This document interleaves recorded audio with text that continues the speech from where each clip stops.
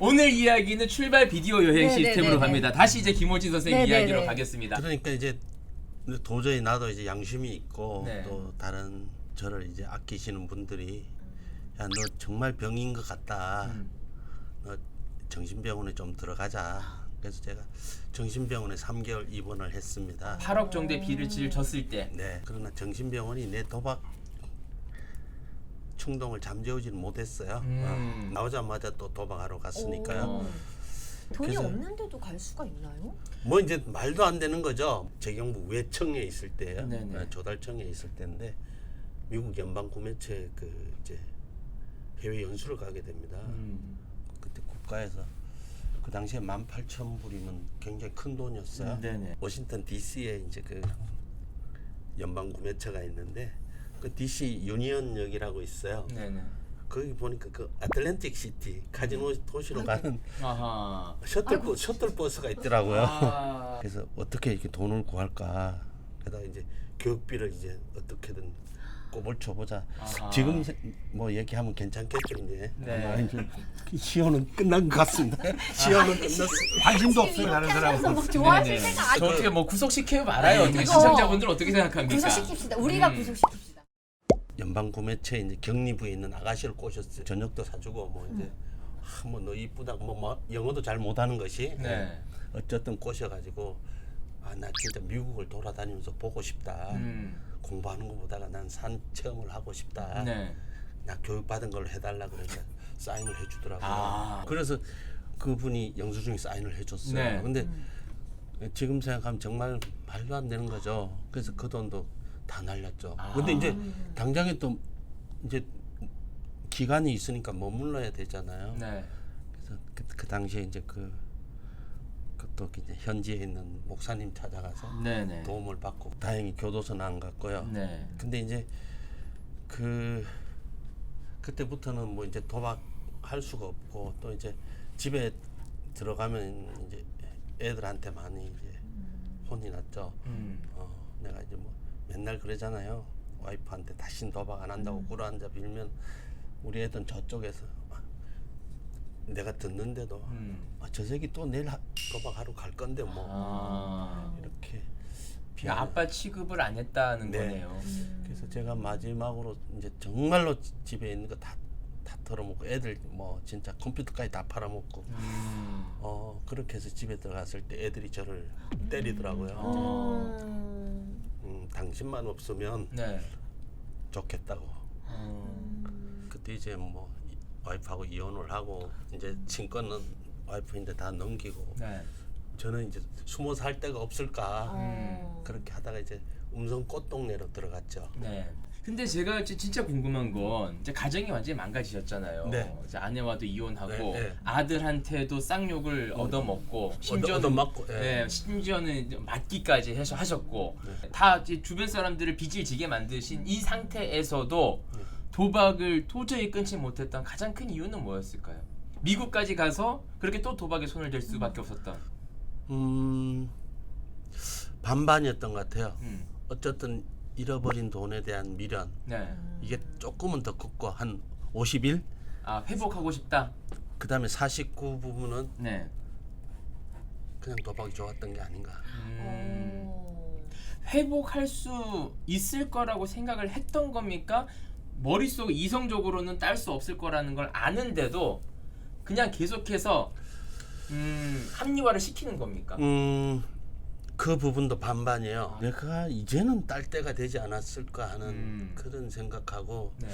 아 도박은 잃는 시스템이 맞구나 하는 생각하고 우리가 보통 이제 뭐 전문용어로 양가 감정이라고 그러는데 네네. 그런 게 있었던 것 같아요. 네. 계속 두 가지의 마음이 공존했을 때 도박을 하고 싶다는 마음이 한 1~2% 크기 때문에 계속해서 끊지 못했던. 네 그런 것 같습니다. 결국은 우리가 그 어떤 내부적인 도박 충동이 살아 있는 한 네. 도박은 내 곁을 떠나지 않는다. 네. 느껴지는 것 같아요. 자 이렇게 해서 일단은 이제 음성 꽃동네까지 가셨고요.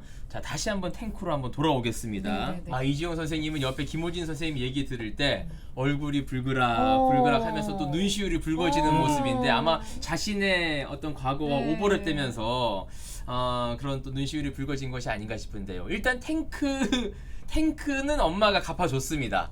네. 전봇대를 갚아준 거예요.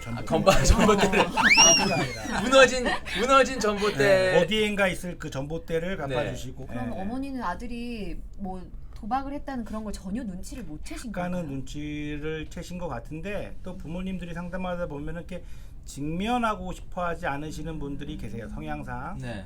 그 어떤 저 상담 중에 들은 얘기는 우리 어떤 어머님이 오셔서 우리 아들은 똥 빼고는 버릴 게 없는 아들이라고 막 그렇게 하시는 분도 계시더라고요. 제가 똥 빼놓고는 다 버려야 된다고 말씀을 드렸는데 네. 몇 년 정도는 또 단도박 기간이 있었습니까? 첫 직장이 그러다 보니까 되게 일을 열심히 했었어요. 음. 그러다 보니까 그게 막 되게 말도 안 되게 그 대기업이었었는데 승승장구를 하게 된 거죠. 오, 네. 승승장구라면 막 특진하고 뭐 대표이사 면담하고 뭐 그 계속 이제 제가 겪었지 못했던 그런 걸 하면서 네. 또 이제 제가 잠자고 있던 그 교만이 도박으로 저만큼 이제 승부욕이 있다는 건 다른 쪽으로 긍정적인 방향으로만 그렇죠. 간다면 그렇죠. 상당히 에너지를 돌리면 실력이 있다는 이야기예요. 네, 그거 보세요. 이제 저렇게 망가졌음에도 불구하고 대기업 들어가지 않았습니까? 정말 대단한데. 엄마가 겉으로는 안 망가졌어요. 저희 어머님만 알고 있지. 네, 오. 엄마가 보기에는 건실한 아들이에요. 대기업에도 들어가지고 척척 들어가지고 하니까 그게 이제 그 방향을 이제 긍정적으로만 쓰면은 정말 탄탄대로인데 그럼 이제 다시 돌아가서 이제 억대 연봉이 되면 자 나름 어느 정도의 통장에도 여유가 있었을 것이고 그 정도 한 일부 정도 놀이 삼아 레저 삼아 그렇게 했다면은 큰 무리가 없었을 텐데 그 이상으로 했기 때문에 또 문제가 발생이 됐겠죠. 그렇죠. 드디어 억대로 들어가면서 네. 이제 주변 친구한테 보고 싶다 친구가 전화했더니 도박의 종류가 바뀌어 있는 거예요. 아 친구들이 포커에서 카지노로 바뀌어 있다. 카지노로 바뀌어 있다. 네. 도박. 근데 가봤더니 강원랜드인가요? 그게 이제 그 바다 이야기 때예요. 그 시절이. 그때 이제 2000년대 조금 초반. 우리 지역사회에 도박이 스며들었을 때인데 네네. 전혀 그런 개념도 없을 때고 네. 그때 강원랜드가 있었지만 가기가 너무 멀고 그게 이제 그대로 우리 주택가로 들어왔다고 보면 됩니다. 근데 근데 거기서, 사설 네. 뭐 성인 오락실 그렇죠, 정도라고 그렇죠. 생각하면 된다는 거네요. 오만 가지 도박들이 다 들어와 있었어요. 그때는. 음. 근데 이제 카지노 도박도 들어와 있었는데 네. 그때 제가 친구들이랑 포카, 바둑이 뭐 이런 거를 사람 관계가 싫어서 안 했는데 거기는 뭐 사람 관계가 상관이 없는 거예요. 기계라 하는 딜러라고 거니까. 네. 오랫동안 앉아 있지 않아도 되고 네. 강원랜드까지 멀리 안 가도 되고 네. 그러면서 이제 그 퇴근하고 잠깐 들리는 그 카지노에서 이제 바카라라는 도박으로 아까 우리 김원희 선생님 얘기했듯이 작은 돈으로 다시 그렇게 내가 조절할 수 있다라는 착각을 하게 되는 거죠. 아. 그러니까 우리가 뭐 요즘에 뭐 스포츠 토토나 새로 생긴 도박들 자꾸 빠지는 이유가 옛날에 내가 했던 도박이 아니니까라고 잠깐 경계심을 풀어놓는데 저 역시도 그런 식으로 네. 했던 것 같아요. 나름대로 깔끔하고 네. 그래서 저 주식하잖아요. 전영진님이 해외 주식으로 넘어가자고. 그 전형적인 중독자의 모습입니다. 네네.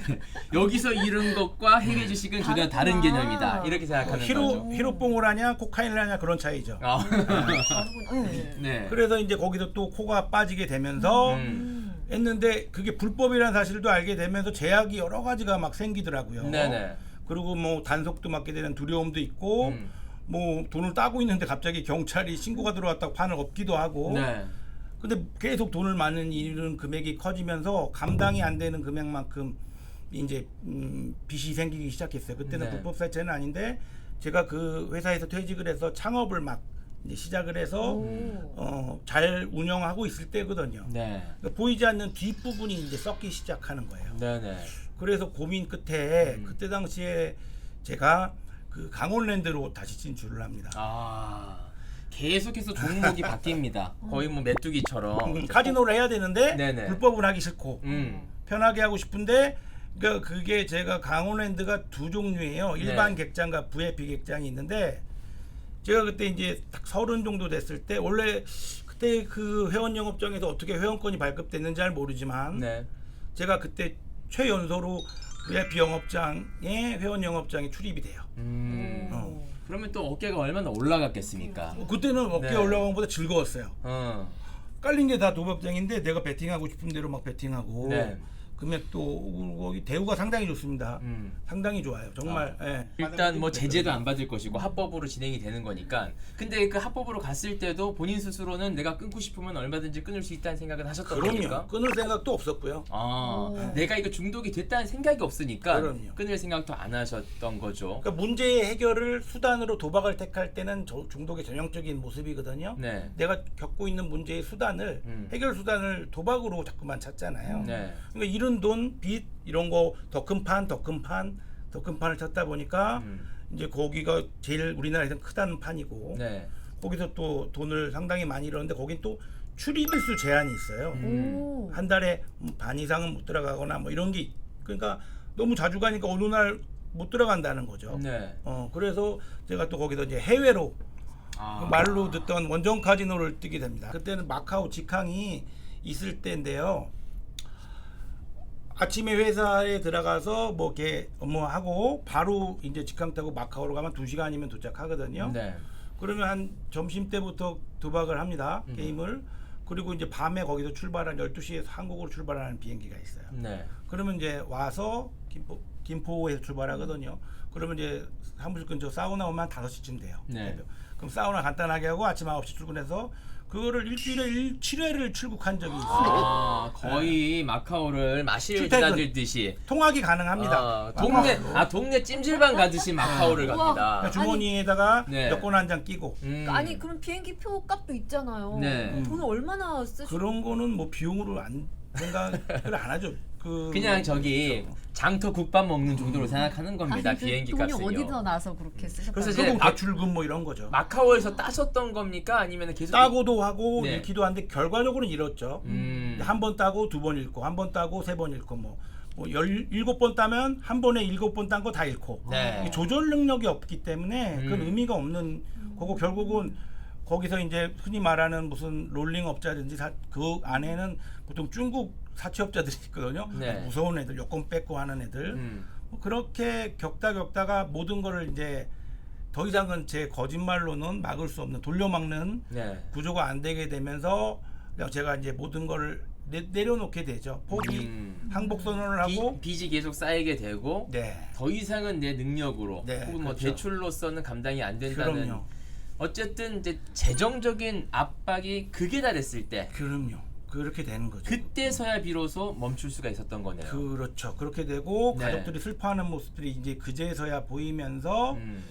그 전에도 했겠지만 제가 도박에 빠져서 그 모습이 눈에 안 띄우다가 더 이상 도박을 못 하게 되면서 굉장히 많은 심적 고통이 있었고 네. 이제 결국은 그 제가 해외로 야반 도주를 해요. 그때 이제 아버지가 알게 돼요. 그 흥금하신 그제서야 네네. 도박한 지 12년째 돼서야 제가 어머니는 그 전에 알고 계셨고 야반 도주를 하는데 그 뜻은 뭐 제가 책임지고 싶었어요. 갚을 수는 없지만 가족들에게 부탁을 하고 싶진 않았는데 이게 아이러니하게 그 사채업자들이 제가 없어지니까 집으로 쫓아갈 거 아니에요. 네. 그 당시는 뭐 채권 출시법 이런 게 없을 때니까 저희 어머님이 뭣도 모르고 빚보증을 다 서버리신 서버리니까. 건가요? 그래서 제가 외국에 며칠 있었는데 네. 고민 끝에 상황을 알아보니까 제가 여기 있어야 될 이유가 없고 저희 어머님이 그걸 아무 내용도 모르고 그냥 다급함 나머지 네. 그렇게 된 그러니까 거예요. 빚쟁이들이 이제 집에 찾아와서 더 뭐 그렇죠. 위협적인 겁도 주고, 것들을 뭐 그렇죠. 가하고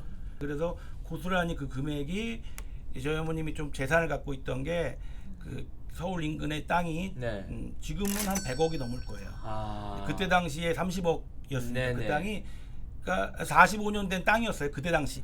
그거를 이제 처분을 그렇죠. 시집 오실 때 그 했던 땅을 처분해서 결국은 그 빚이 해결이 상감이 되는 됐고. 상황이 되는 거죠. 참 이게 민감한 내용이 그런 경제적인 문제가 집안에 터지면 그 어머니 저 빼고는 다 죄인이 돼요. 그 네. 형제들이나 다른 친인척들에게 결국은 그래서 제가 그 후로부터 이제 7년간 집을 들어가지 못하고 이제 어머니랑 외부에서 비빌 접선 정도 하면서 네. 왜냐면 저를 그 가족으로 인정하는 순간 굉장히 어머님까지도 네. 이제 가족들에게는 큰 잘못을 저지르는 게 돼서 그 생활이 이제 그때부터 시작이 되는 거죠. 아 저렇게 이제 30억짜리 땅을 팔면서까지 빚을 갚아줬음에도 불구하고 엄마는 엄마네요. 네. 자 이렇게 해서 두 사람의 망가진 이야기까지 네. 이제 들어봤고요. 잠시 뒤에 이 두 분의 회복 이야기 그리고 지금 또 열심히 좀 상담사로 활동을 하고 있지 않습니까? 네네. 상담사의 입장에서 봤을 때 도박 중독자는 어떤 패턴을 가지고 있는지 또 어떤 이야기들을 해주고 싶은지 잠시 후에 그 이야기 이어가도록 하겠습니다.